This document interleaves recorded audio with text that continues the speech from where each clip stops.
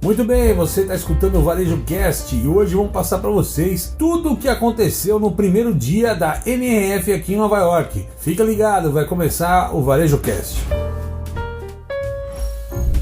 Você está no Varejo Cast. É isso aí, né, Caio? Você falou primeiro dia de NRF, lembrando, né? Nós estamos aqui já há... 7 dias, meu amigo. 7 dias. É o 7º dia nosso aqui de Nova York. Porque como a gente tá com 2 grupos, né, Caio? Então a gente começou a expedição com visitas às lojas antes da NRF. Todos os 2 grupos se encontram. Hoje a gente teve o primeiro dia e depois a gente continua com o segundo grupo. Até fizemos um wrap-up hoje até com o pessoal, né? Isso. Com todo mundo. Quem foi lá no Instagram, o Caio Semijoy do Fred Alecrim vai ver as fotos do nosso grupo aqui, todo reunido aqui, quase 40 pessoas com a gente. Bom demais, então hoje foi o nosso primeiro dia de evento, né? Vamos dizer assim, né, Caio? E aí, muita expectativa. Vamos começar falando do que a gente viu de clima e de ambiente no Javits Center. Cara, uma NRF muito mais cheia, né, do que obviamente do ano passado. O ano passado, por conta da Omicron, extremamente esvaziada. Uma feira que expandiu um pouco, a gente vai falar disso, né?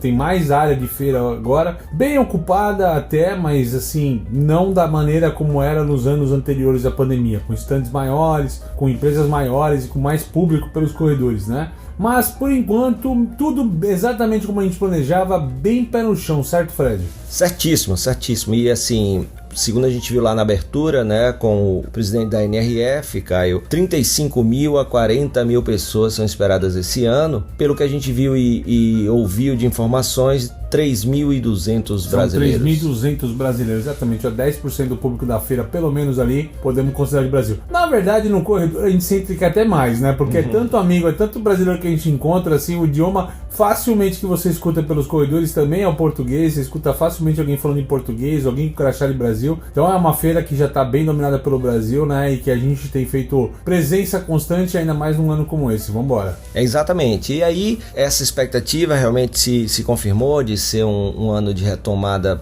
desse grande evento. Muita gente... E o começo, como sempre, né? O presidente da NRF recebendo todo mundo, fazendo aquela abertura e o início daquelas primeiras palestras chamadas de keynote, que são aquelas palestras magnas onde todo o evento está voltado para elas. E faltou lugar, né, cara? Porque o que a gente via que tinha gente até nas paredes, faltando assim, ou seja, lotação máxima no Javits aqui nos eventos principais, né? Além das palestras aqui, qual que é a tônica das palestras desse primeiro dia aqui? Como é que a gente pode colocar de maneira geral? Para não falar de palestra, de maneira geral, Alecrim, como é que você vê? Bom, de maneira geral, Caio, e isso inclusive a gente tira também do nosso wrap-up, né? E o Caio falou esse nome bem bonito aí, o wrap-up, nada mais é do que um encontro para trocar ideias, dialogar e dali tirarmos os aprendizados do dia, né, Caio? É o empacotar da conversa. Né? É o empacotar da conversa. E aí, qual é o resumo disso tudo, né? O que coloco na minha bagagem? O que eu trago na bagagem? A gente reuniu as 40 pessoas, reunimos, nossa, faz a buzina aí para acordar. Pronto. Reunimos aí as nossas 42 pessoas. O que a gente viu, na opinião deles, a mesma do que a gente percebeu. A gente tem, de um lado, né, a tecnologia não mais como o carro-chefe da feira. Isso a gente já tinha visto. Quando estou falando de feira, estou falando das palestras da feira. Claro, não tem como tema. Tanto que aquilo que mais se falou no ano passado, metaverso, a gente teve... NFT. O metaverso, a gente teve uma palestra nesse primeiro dia. Por outro lado, aquilo que a gente gosta, né, o essencial, o básico, voltando a ser dialogado com espaço e destaque, ou seja, experiência do cliente, pessoas. Isso vem muito ao encontro também deste momento, né, Caio, que deve ter inspirado a grade aí das palestras. Afinal de contas, o que a gente já falou aqui nos episódios anteriores, todo mundo contratando e a grande dificuldade de atrair pessoas para trabalhar no varejo aqui nos Estados Unidos.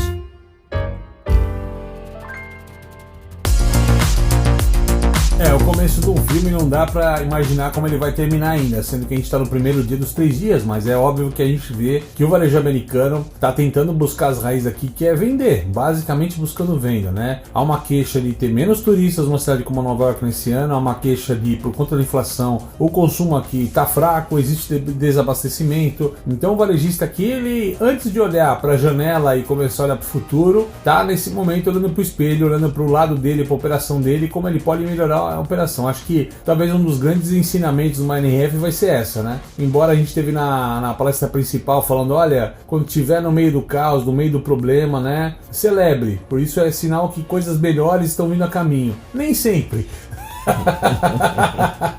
Nem sempre, né? Nem sempre, mas o fato é que o varejo aqui está buscando, acho que uma reformulação, um ressignificado, né? E a gente está vendo muito disso. Além das feiras aqui, também tivemos a parte de Expo, né, mestre? Eu só queria falar um pouquinho sobre... Na verdade, Caio, vamos falar sobre a Expo, depois a gente volta pra falar, porque agora deu aquele branco, né, cara? Eu preciso...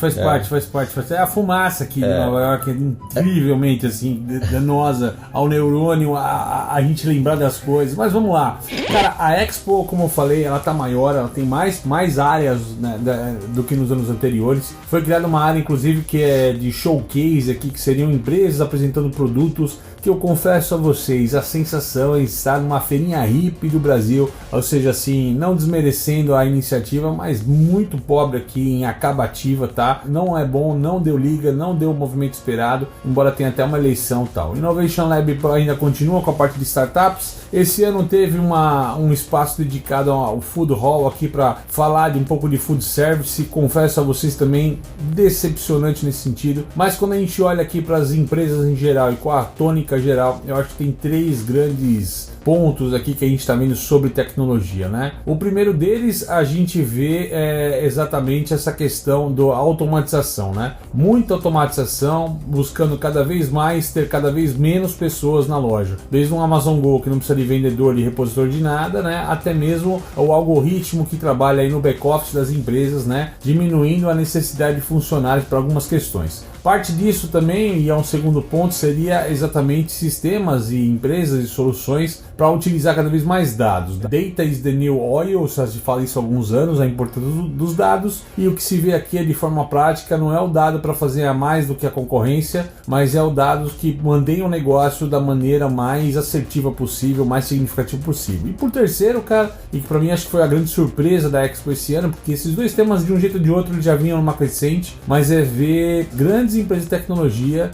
forçando a mão em criar seus próprios ecossistemas de ponta a ponta, né? Então, assim, uma vez o varejista começa com algum sistema lá de ERP, PDV, tenha todas as questões de pagamento, de hardware, tudo em volta de uma mesma empresa. 2 novidades para esse ano, além de Microsoft, Intel e IBM, que todo ano aparece com tecnologia, foi ver a Sony, né, conhecida de câmeras, televisores, tudo mais, né, apostando forte em software aí para otimização de trabalho, para uma questão de gerenciamento comercial, ao passo também que a gente viu muito o Walmart aparecendo também como um provedor de soluções, como até Go Local, né? Assim, pensando em vender o expertise dele para pequenos e médios players. Então, tem novidade no ar, tem coisa interessante acontecendo, mas tudo que a gente viu e falando aqui nos outros episódios anteriores, se não escutou, vai lá, escuta os anteriores, essa jornada que a gente está fazendo aqui essa semana aqui em Nova York, né? A gente falou muito disso, do problema do desemprego, a falta de mão de obra. Então, assim, a tecnologia, ela tá vindo para resolver este problema e não para acrescentar coisas de pirotecnologia, como eu gosto de falar, no meio da jornada de experiência do cliente.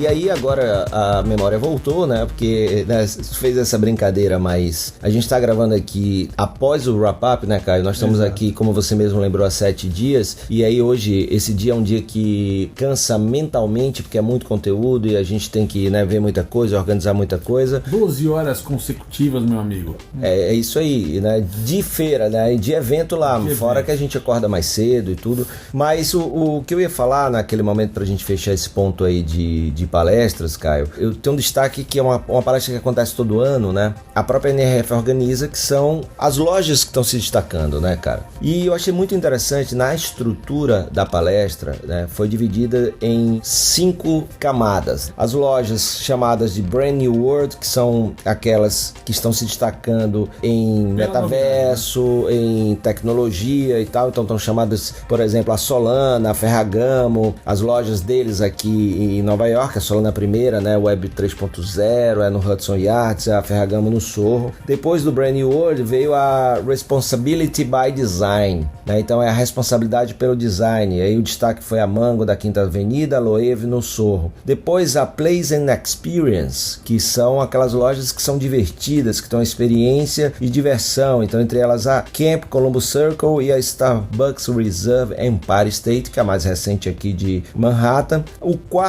A quarta camada é o Me and We, que é as comunidades, então o destaque foi para Shopify. A camada da sem fricção, né? O comércio sem fricção. Frictionless. Frictionless, exatamente. Com a parceria Starbucks Amazon Go, né? Que quem me acompanha aqui já foi destaque no Varejo Cast do ano passado. A Tria, lá no JFK, né? Que é o principal aeroporto aqui. E a Glossier do Williamsburg, que nós visitamos, né, amigo?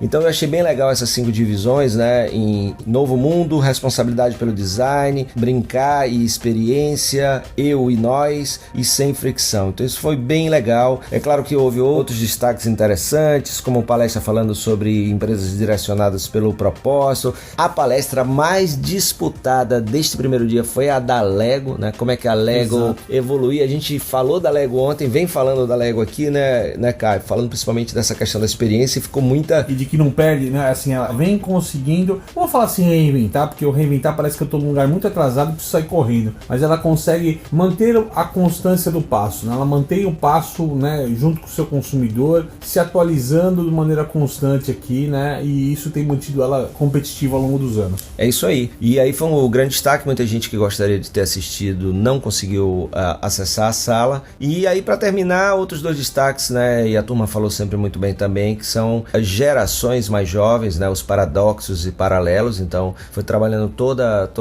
esse comportamento, essas características das gerações. E por fim, preparando o varejo do futuro com a Mattel e a Shopify, né, que também foi um exemplo citado. Primeiro dia, a curadoria está feita. Amanhã tem tour na Expo feita por você, liderada por você com o nosso grupo. E seguimos no segundo dia de NRF, né? Já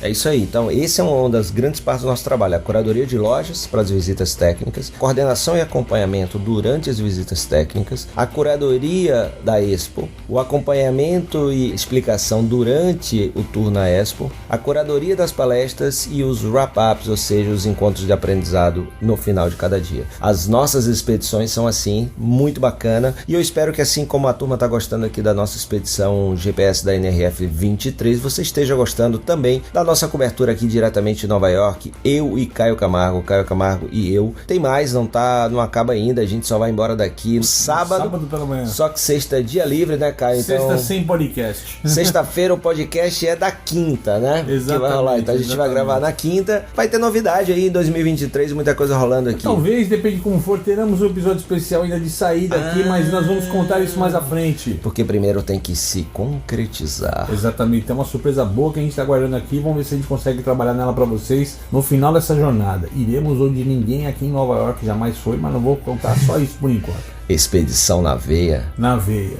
É isso aí, gente. Se você gostou de mais esse episódio, não esquece lá de curtir, deixar seu comentário, também compartilhar para as pessoas, para que mais pessoas tenham esse conteúdo bacana aqui, principalmente diretamente de Nova York durante a 113ª edição da maior feira de varejo do mundo, a NRF. Valeu, Caio. Valeu, Fred. Valeu, pessoal. Até mais. Ó, não esquece, ó. Tá gostando? Curta, comenta, manda o que você tá achando, manda tua dúvida, manda o que você quer que a gente caça aqui para você. Estamos aqui para ajudar você a tirar o melhor proveito do que está acontecendo aqui na NRF. Conto com você.